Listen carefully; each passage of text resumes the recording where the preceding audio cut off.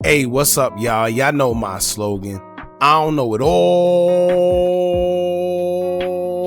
but I know what I've been through. Now, before we get into this video, make sure you check us out on Patreon at www.patreon.com/Hookah Anonymous _. You guys been telling us to create one for the longest, so we recently created a community where we will upload videos that we can't share on YouTube due to their guidelines. We'll also be dropping the latest to there first, behind the scenes information that you wouldn't find anywhere else on our socials. So make sure you become a member, and after you do that, head over to our official Instagram page at Hookah Anonymous _ and follow us there. Now without further ado, let's get into what you guys came here to see. Now, it's been a lot going on concerning the OTF trial as we know it. So far, we have been updated that possibly the trial that's set to begin in August will possibly push back yet again for whatever reason, and at this point I think we all expected it. It's going on for years now since these guys have been in custody with a trial date set, but for whatever reason it keeps getting pushed back.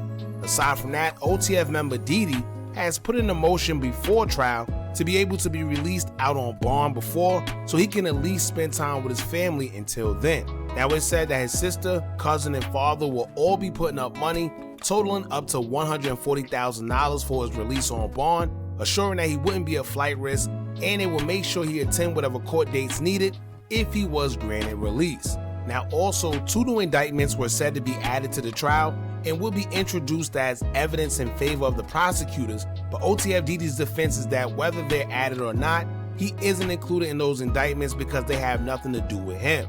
However, that's not how RICOs work. He mentioned before to be severed from everyone else, however, that was shot down. So in a RICO, usually everyone is charged together under the ruling of them being a criminal organization, so whether he's involved directly with the crime or not, it still falls under the alleged criminal organization of OTF being a gang and operating as such. Not to mention, in the case of Lil Pat being shot and unalive, the prosecutors claim it was get back, with Lil Durk being the mastermind behind it allegedly, and the rest of them being the ones that carried everything out. Now we don't wish jail or death on anybody, but here's what I would say. If Durk offered millions in assets and physical cash to be out on bond and was denied a couple of times already, I can't see them granting OTF Didi bond with just $140,000. Keep in mind he's not just a regular co-defendant neither. He's actually the one they're claiming was one of the shooters that took Lil Pab's life, allegedly. So once again, if Durk is putting all that up for his bond and he's just being charged with M for hire, I can't see them giving the actual shooter bond. But keep in mind, none of this is any official legal advice, just our mere opinions.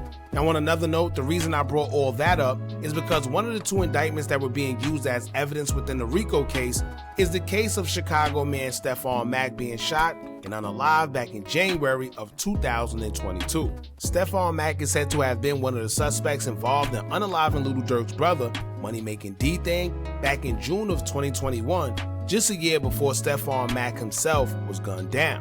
So Stephon Mack's death is believed to have been get back for Money Making D-Thing, but now the question is, who put these guys up to it?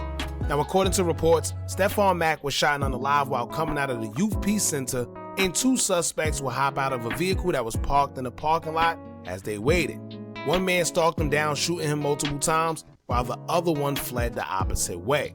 Both suspects were identified as 24-year-old Montgomery Wilson and 23-year-old Preston Powell. The feds believe it was an M for hire scheme and said they conspired with others without specifying who to unalive 24-year-old Stephon Mack. Both men were charged with conspiracy to use an interstate facility and the commission of an M for hire, and then they were actually charged with M for hire as well. Now, an M for hire charge in Chicago carries a sentence of either mandatory life in prison or death. Now, if you've been following this federal case since we've been covering it, then you know that these guys were very sloppy.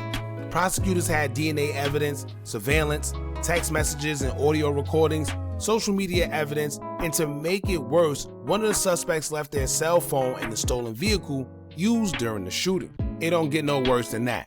Now keep in mind, during the investigations within that case, they made it very clear that the suspects were both texting each other, mentioning receiving money for the shooting from Lil Durk. They also detailed when he would be back in Chicago, when they would meet up with him to collect, which prompted the feds to also check and see when Durk was in Chicago, and it aligned perfectly with what was said in those text messages. Then one of the suspects, AJ, was even seen around Durk and others during a video shoot to further credit what was being alleged in the text messages that the feds have found. Now, with all that being said, fast forward to today, one of the suspects in Stephon Mack's shooting recently took a plea deal, but also, rumor has it he stated there was a bounty that was put on Stephon Mack's head, confirming what the feds are ready to believe is true. So basically, aside from the feds believing that Lil Durk was allegedly behind this M for hire as well, now they have the suspect of the shooting admitting to them that a bounty was placed on his head. And keep in mind, this is the second suspect that mentioned a bounty. Now, the only thing is, it wasn't specified who placed it, but I'm sure that information is being withheld for now for legal reasons. Now, it's pretty ironic how the OTF trial will possibly be delayed yet again, and coincidentally, right before the trial, Stephon Mack's case is on the brink of closing. Now, the suspect who took the plea deal is Marley, aka Preston Powell. According to the plea agreement, he agreed to serve 30 to 35 years in federal custody without the possibility of parole.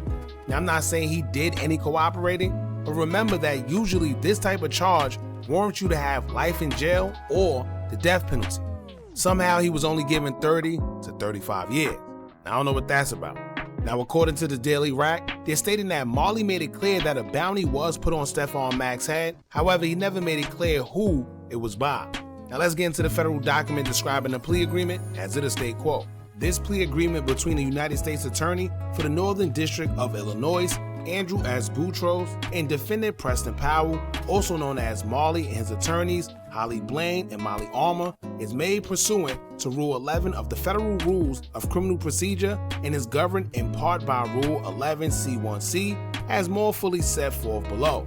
The parties to this agreement have agreed upon the following. The superseding information in this case charges that defendant, in the course of a violation of Title 18, United States Code Section 924C, did use, carry, brandish, and discharge a firearm during and in relation to a crime of violence for which he may be prosecuted in a court of the United States, namely the use of a facility of interstate commerce with the intent with an M be committed. In the next document, it is state quote.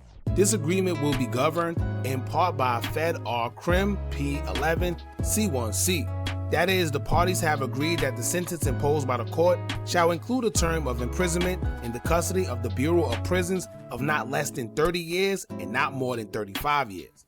Each party is free to recommend whatever sentence it deems appropriate within this range. Other than the agreed term of incarceration, the parties have agreed that the court remains free to impose the sentence it deems appropriate. If the court accepts and imposes the agreed term of incarceration set forth, defendant may not withdraw this plea as a matter of right under Fed R. Crim P11D and E. If, however, the court refused to impose the agreed term of incarceration set forth herein, thereby rejecting this agreement, or otherwise refuses to accept defendant's plea of guilty, either party has the right to withdraw from this agreement. Regarding restitution, defendant acknowledges the pursuant to Title 18, United States Code Section 3663A, the court must order defendant together with any jointly liable co-defendants to make full restitution to victims in an amount to be determined by the court at sentencing, which amount shall reflect credit for any funds repaid prior to sentencing. Now, for y'all that don't see what's going on here, this is the second suspect that admitted to a bounty being placed on Stephon Mack.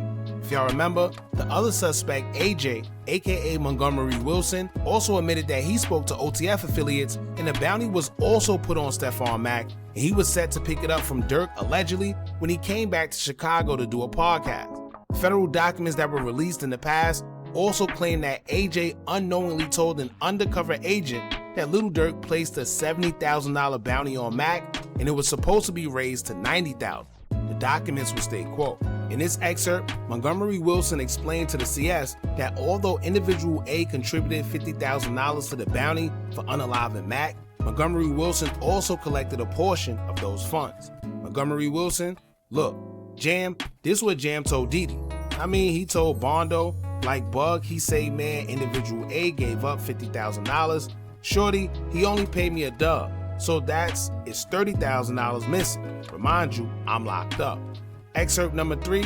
In this excerpt, Montgomery Wilson explained to the CS that he received approximately $40,000 for unaliving Mack. CHS. So altogether, you got $35,000. Montgomery Wilson, $35, and then another $5 from JD in which they supposed to give me $100, shorty. They really owe me $100,000. These 3 limited excerpts exclusively concern Montgomery Wilson's admission to the CS that unalived Mack to collect the payment that had been offered by individual A and his associates for the M. The statements were clearly against Montgomery Wilson's interests and are independently corroborated by other evidence. These 3 limited excerpts are highly probative of the for-hire component of Mack's unaliving, and their admission would not be unfairly prejudicial to Powell. Now in the other document, which basically explains the conversation between AJ and Marley, it'll involve a conversation where they talk about picking up money from OTF for the unaliving of Stephon Mack. It'll state, quote, and in the 3rd excerpt, Montgomery Wilson explained to the CS that he collected a portion of the payment for unaliving Mack, but believed that he was owed additional money. The evidence provides necessary context for text communications between Powell and Montgomery Wilson that occurred 2 weeks after Mack's unaliving. In those communications, Powell and Montgomery Wilson had the following exchange. Powell, what's up with OTF? Montgomery Wilson, nothing. Powell, what you mean, they not paying? Montgomery Wilson, we waiting, he comes up here on the 17th. Powell, alright. On February 17, 2022, individual A was in Chicago conducting a podcast interview, which Montgomery Wilson attended. That day, Powell texts Montgomery Wilson, stand on that while you with individual A and them. The following day, Powell texts Montgomery Wilson, did individual A give you that money? So as you can see, Durk's name was thrown around in that case a whole lot. And if you think that the Fed's just gonna let that go, you're crazy. Also, we have to remember that it's rumored that whatever federal informant that was in Stephon Mack's case giving the feds information, allegedly they have been working with the FBI for over 5 years and getting a salary for doing so. Now pay attention, y'all, because I want y'all to realize how everything is coincidentally lining up. While this OTF trial is being pushed back further and further, other cases are closing. And I don't know, but I theorize that whatever information they get from those cases, it'll be used in trial to cement their allegations against Lil Durk. We don't know, of course, but just keep the patterns in which everything is happening in mind.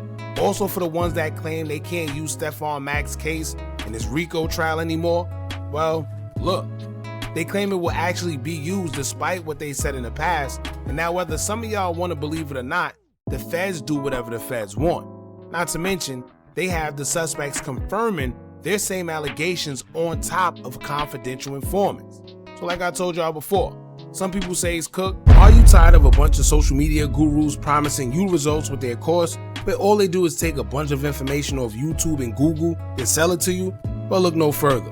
Our YouTube Tips and Tricks Masterclass course comes equipped with SEO tips and tricks along with methods we use to growth hack our YouTube channel. It also includes step-by-step ways to publish your video before uploading to guarantee a great SEO score, therefore your videos can rank and be shown to a bigger audience. Views and subscribers don't come by luck, and just how YouTube have an algorithm, you should have one as well that can guarantee you results. We're doing websites and softwares we personally use to generate money creating Faces YouTube channels. If you also would like to skip the process and just buy other pre-built accounts, whether it's Instagram, YouTube, or Facebook, we also threw that in there for you too. We went through trial and error, so you don't have to. Click the link in the description or the comments and get started today.